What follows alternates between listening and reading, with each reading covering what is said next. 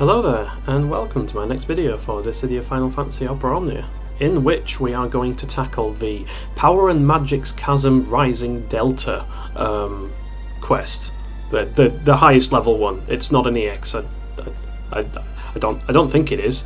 Anyway, yeah, that one. So that was a bit of a mouthful, and we're going to be bringing along for this one our good old faithful team of Lightning, Lilisette and Bartz, with a Pandemonium summon and a Lael friend. Now then, when I was playing through this, I did originally want to take Beatrix instead of Lightning, because Beatrix actually works really well in this team as well. In fact, while you lose Lightning's kind of free turns and fast damage output, you gain consistent damage from Beatrix. You get the defense boost from Saint Cloth, which stacks with Lilisette's debuffs. You get the HP regen, which gives the team some sorely missing healing capability, and she also makes Lilisette and Bartz stronger because of Noble Loyalty and Continent's Finest boost stacking with their stuff as well. Everyone's buffs stack with everyone basically, so that's a really good solid lineup as well. And I did originally run it with Beatrix, but I ran into a problem because the final boss wave with the two skeletons is weak to physical, and the antlion directly preceding it is the one that's weak to magic. When I ran this on the lower level quest, I think it was on the catalyst one, there was only one skeleton, and it was like, I think there was only one anyway, but I remember it being really weak, and I was like, oh, it's no problem, I'll just bring Beatrix and we can smash it, doesn't matter, it's resistant. And then there's friggin' two of them, and they're both weak to physical. So it's like, oh well, it looks like Lightning gets some prime time again, which I'm certainly not going to complain about. So I'll just show my artifacts very quickly. I made full use of the Idoja event to farm up those beauties for Lightning. They're not going to be changing anytime soon. Lilisette, same as ever. Three Moonshade 2 stars, the by far the most important thing about her kit. I would have loved it if she was actually voted into the Idoja event, so I could have been rocking some Max Brave secondaries with those, but we can't have everything. I did vote for her, but I guess not everyone felt that she was worth the vote. And yeah, we've got Bartz with these. A simple mastery boost is by far the most important artifacts for him, but I have to say the attack secondaries are pretty good as well. Like, I've seen him hit all 9s. If I have Beatrix on the team, because her attack buffs stack with everything else, I've seen Bartz hitting like all 9s on double hand twice, and he can basically hit the HP threshold from 0 brave, which is really good. So I've actually not tried this out before recording, so we'll be learning together. But the main problem that we have with this team is wave 3, because the antlion is resistant to physical and ranged, but weak to magic. I would ideally have liked to try this with a Varn friend for pure damage, because the problem is that all of the bosses except the second wave are immune to force, because that being of course the debuff from Lael that makes launching a lot easier. So the devs are definitely going out of their way to prevent launch meta from happening, which I find kind of funny, to be honest. And I suppose you can consider this like me spiting them by doing it, because in theory, if this works with Pandemonium, we should still be able to launch perfectly well without force, because we have Lilisette and Bartz, and Lael is technically a magic damage dealer, even though he's not really a damage dealer. He's mostly just a launcher. Like, everything he does is about launching, but he does magic damage, so he should be able to dispose of the antlion very nicely. I may or may not run out of sensual dancers and or whirlwind edges or whatever else, because this is, as I say, untested, but if it goes well we should get a pretty decent score. So without further ado, let's head in and see what we can do. I do think it's ridiculous that launching is so effective for score, but don't hate the player, hate the game, as I always say. And I can't bring myself to hate Dissidia. I mean, it's so fun. It's probably the most fun mobile game I've ever played, to be honest. And that includes Fate Grand Order, which I did wail on before. Not my proudest moment. Oh wow. Okay, Lightning, turn stealer extraordinaire. Look at this nonsense. Let's get that speed down on there.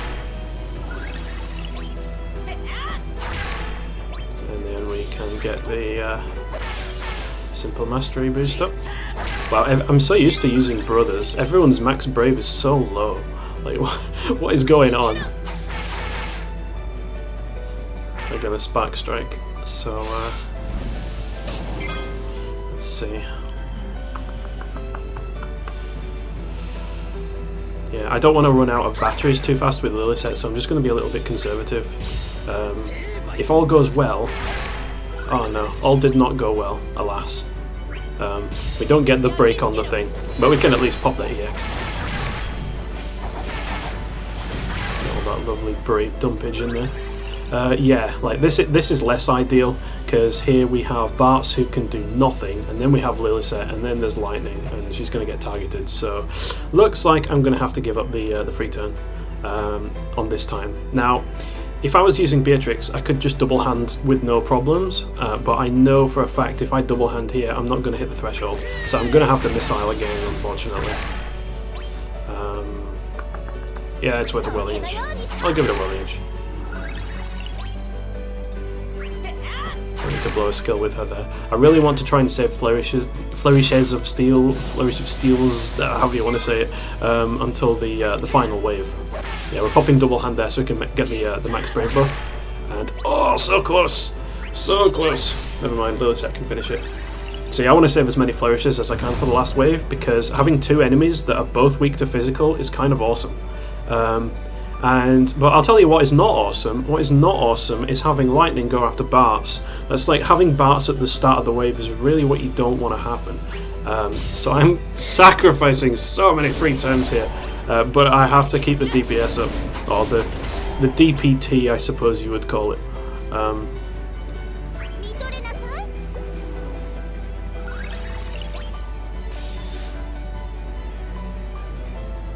Is it worth a flourish? It's worth a flourish so that we don't leak. I mean, flourish is important, but like, skill conservation is important, but not leaking is also important. So,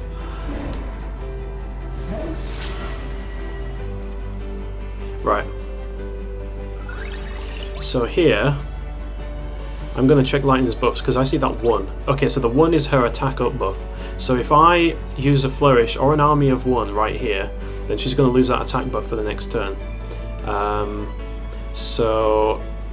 And also the thing about her Lightning's EX is that it deals more damage either against broken targets or on the hit that breaks an enemy. So if you're hitting the enemy and they're unbroken, so I could use army of 1 here and the hit would break it, so I wouldn't really lose out on that much damage. But I don't want to use a flourish. And if I use an army of 1 here, then I would get a free spark strike. And to be honest, I'm not really sure if that's worth it. So I'm just going to pop the spark strike here, and then she can go straight into her EX. Now, army of 1 plus does delay by 2 turns instead of 1, but because the Ravager buff is, I think Ravager is max brave and speed, whereas Commando is max brave and attack, so you do actually do more damage with the regular version, you just don't delay as long. And I'm all about the numbers.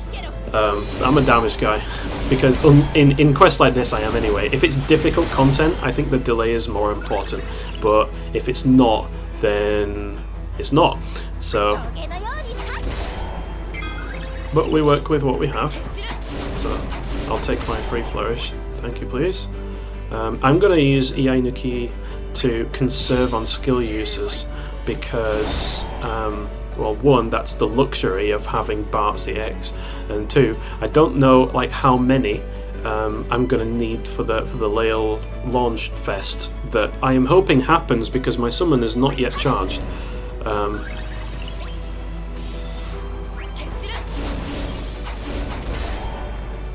Yeah, I'm going to blow a flourish there. I think that's fine. I think it's fine. I hope it's fine. It better be fine. It'll be fine. I'm going to missile there actually for the defense debuff more than anything. But that's not great because he has like 50 gajillion brave now, so I wasn't playing that very conservatively at all.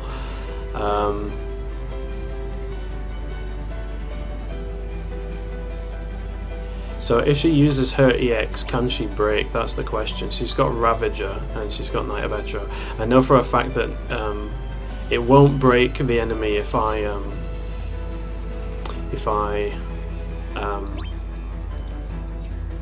just use Flourish, or if I use Spark Strike. I won't get a break there. So I'm kind of relying on you here, Lightning, to... I'm throwing a lot of damage away by doing this, but I still think it's the best choice we have. I think that EX will finish it. So you see there how there we go, we got the break at the last second. So that's fine. It turned out to not matter. The only thing that I don't think she got the consecutive turns from that, but she did get the free skill use. So I could use Flourish of Steel here, but it's going to do like basically no damage. So, and I don't think I got the free turn because it went onto the next wave straight away. So if I use Spark Strike, then that's just going to keep her attack buff up. Yeah, so there she gets consecutive turns. So if I swap her out for Lael here, then she's going to keep with that consecutive turn when I swap her back in next wave. In theory, I don't know if that will work or not. So there's no point using Field Burst here. There really isn't, because this thing, as you will see, is immune to Force. So we're actually going to be relying on Pandemonium to be doing the majority of the launching. So I'm going to use Energy Gain here. Okay, that's good. So his turn goes after the Antlion. That's good. I'm going to use Missile. That's not good. I don't want him to go again.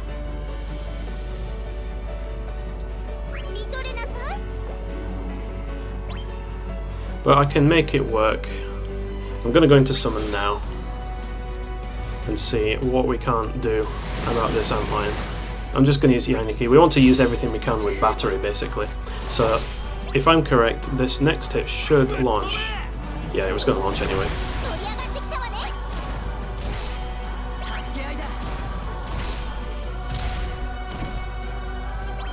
So I don't know what's better here, to do a Whirling Edge or a Sensual Dance, to be honest. If I do a Whirling Edge, that does 50% of her Max Brave, and then the other two get 25% each. So it's 100%, so it's 29k. If it's better from a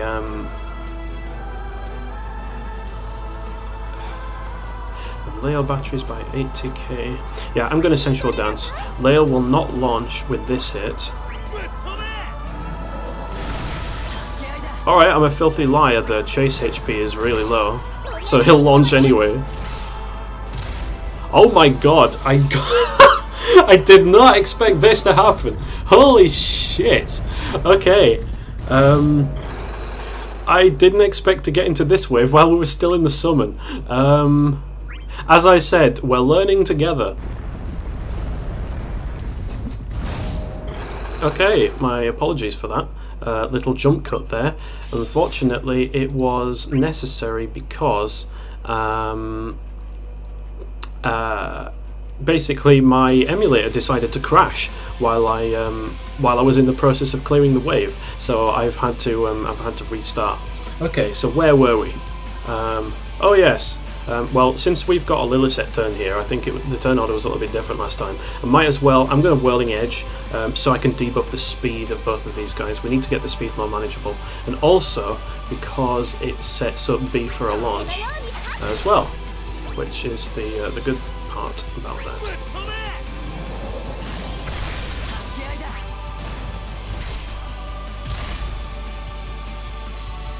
So I got some use from that. Let's see, we have... Do we have a Lael turn left or don't we? I'm sorry, I should know whether that's the case or not. I'm just going to double hand anyway. These things are weak. We do have a Lael turn left. Alright, that's fine. I'm just going to set B back another turn.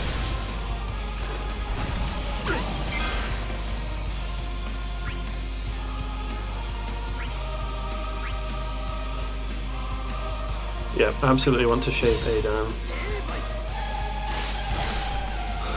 Purple numbers are scary. I don't like purple numbers. Speaking of which, there's more of them. Okay, so I'm just going to dump here because lightning is going to come back in. She'll still have the free turn from the last wave, so this won't. She won't be able to get another free turn with this. But she can at the very least shave this thing. And she doesn't lose that much damage.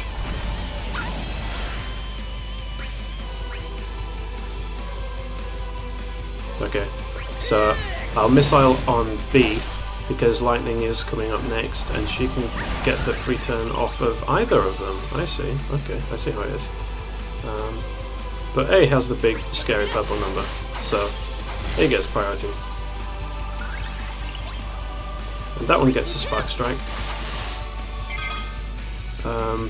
And as much as I hate to battery lightning when she's at full brave, I'm gonna have to, because her max brave buff ran out. So this is the bit where I crack open B.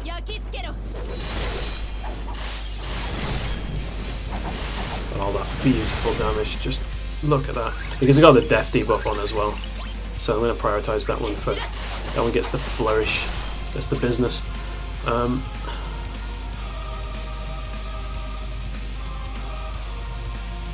Yeah, I'm going to double hand just because it does more damage. So if I use a Flourish here, I'll have no more Flourishes left, which is definitely not good news for me. So I'll use the Spark Strike to get the free turn, and I'll dump all the brave onto this one.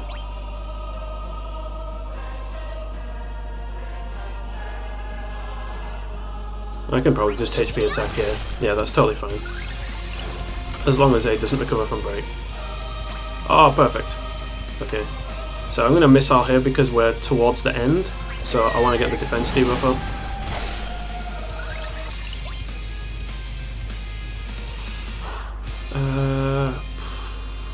Yeah. Which is more efficient? You know what? I'm going to Spark Strike.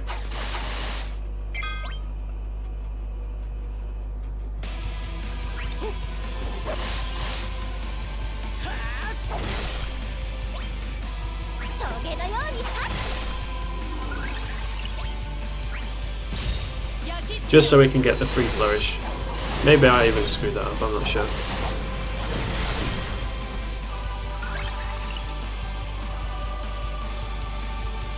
Yeah, we'll use the Ainaki just in case. Coming down to our last few skill uses here. Alright, nice. So, we can actually get 2 back-to-back Flourishes, but to be honest, she's probably going to finish it here. Yeah, there we go. Okay. So, let's see what we get for this one.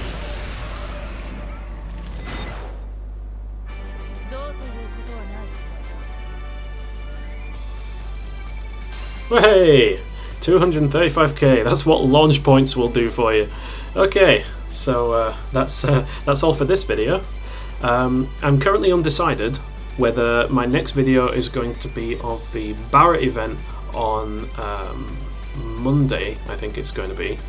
We have a bank holiday then, so I can I've got all the time in the world to record. Alternatively, I'm considering recording some fun videos for the previous heretics, like the ones leading up to this one. So I'll either do that, or alternatively, I'll see you when Barrett releases. Either way, it's been fun, and I'll catch you in the next one. See ya.